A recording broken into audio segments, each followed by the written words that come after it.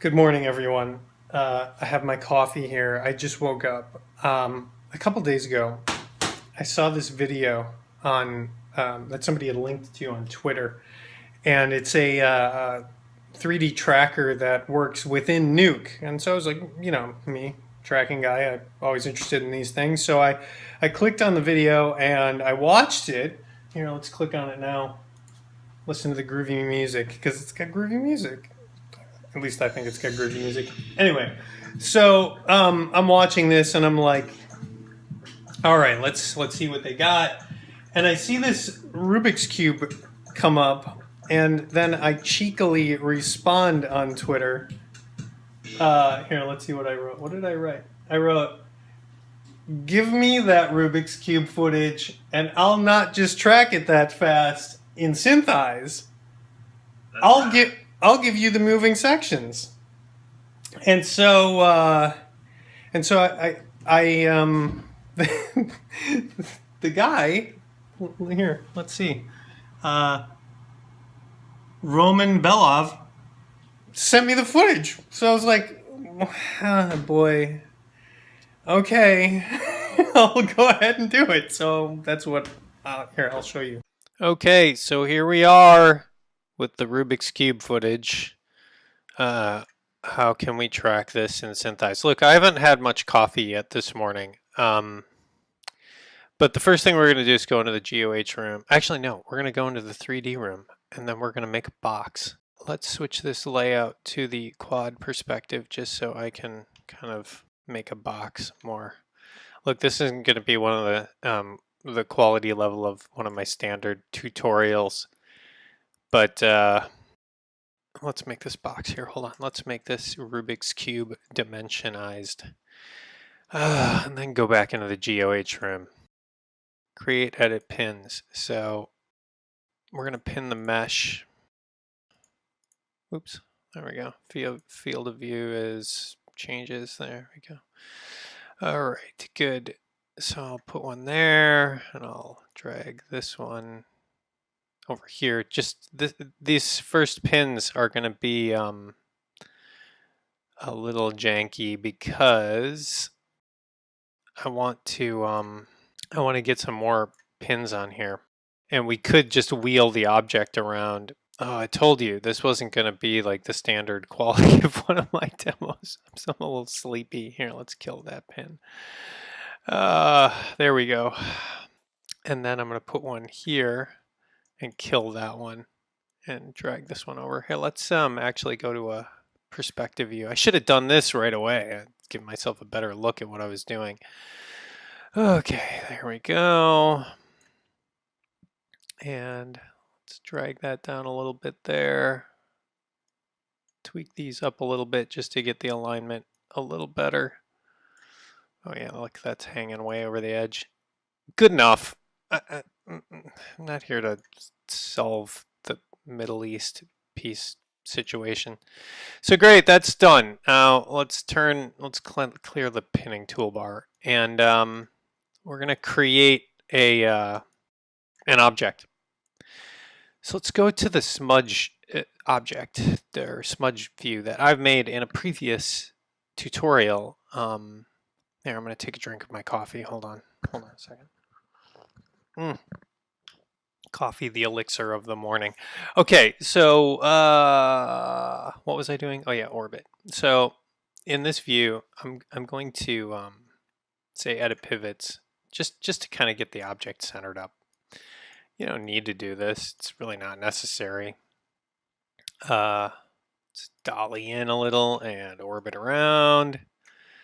All of that, all of this viewport navigation stuff will be covered in a future upcoming how to navigate the Synthesize viewport tutorial, because some people have found it a little, how do I put it? They find it a little confusing. Anyway, it's not. You just have to understand what all these buttons do up here. Okay, done. All that's done. And so here we are at frame 0. I'm going to turn off the joint locks on all of this stuff here. And I'm just going to hold down the D key. Here, let's clear out the GOH toolbar. Hey, look, we're But I haven't done any tracking, and it's just locking on there. Now, it's gonna slip off every once in a while, and I'm gonna show you what to do about that. So hey, it's still holding on pretty well. Let's switch back to the perspective view. Pan 2D. There we go. Keep that centered up a little better. Okay. Yeah, we're still holding on. This is crazy. I thought I would have to do a little more intervention to make things line up and lock up better, but no, apparently not. Synthesize just does it kind of automatic. Oh, there we go. Now it's starting to go bananas. So when that happens, when it goes bananas like that, there's this little key button. And so let's set a keyframe there. And it's almost like when you do TD tracks. I'm tapping the D key again. When you do 2D tracks and you have to set a new pattern on the keyframe. Here, you know what else I'm going to do? I'm going to hide the object. And I'm going to pull the GOH toolbar back up, and I'm going to say hide handles so that we don't have to look at any of that anymore. But when you set a new keyframe in the 2D tracker, sometimes you have to do that here. You have to like basically set a new pattern. Hey, there, we're done. That's done tracking. Almost no user intervention. I just set a couple keyframes. But what if we wanted to, let's go to the quad view again. What if we wanted to take this object and, which one of these does he turn? Yeah, that bottom one. Oh, that's going to be tricky.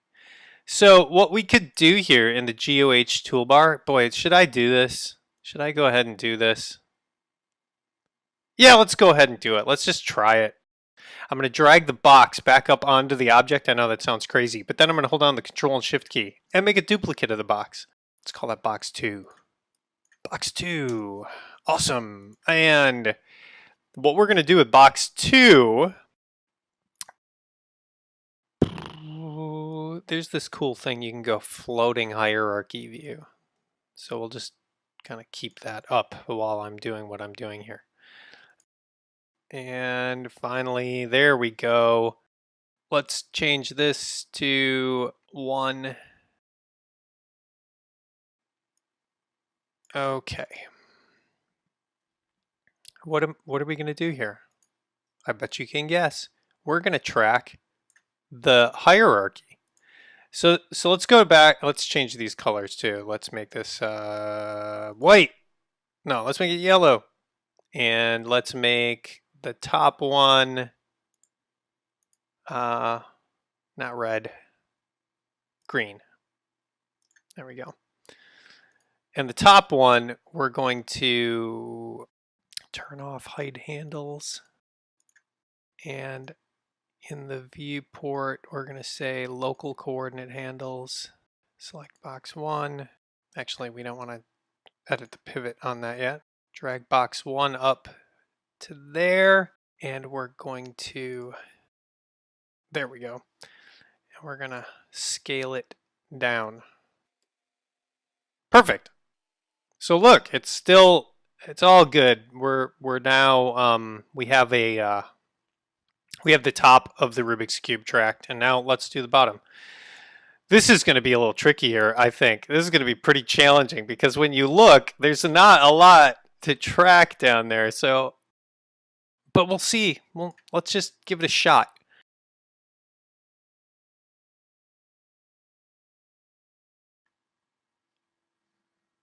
Object 2. There we go. So I'm gonna paint those vertices on the top to make sure that they're not actually being tracked. Maybe that'll help. I hope that helps. If it doesn't, that just means, oh, look at that. Oh, there we go. So much better. Not great results. You know what though? I'm gonna blame those not great results on my own bad positioning of the rotation. Here, hold on. Let's wait. Let's back up. Right We don't have a lot to hold on to here. Okay, so we have a keyframe there, and I'm going to put a keyframe here, and I'm going to put a keyframe here. The other nice thing that you can do is you can actually hand keyframe these things.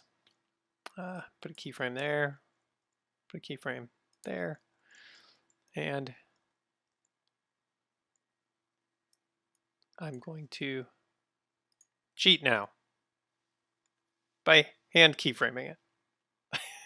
There. Anyway, there. Great. Love it. Now we've relocked that, but you get the idea. I mean,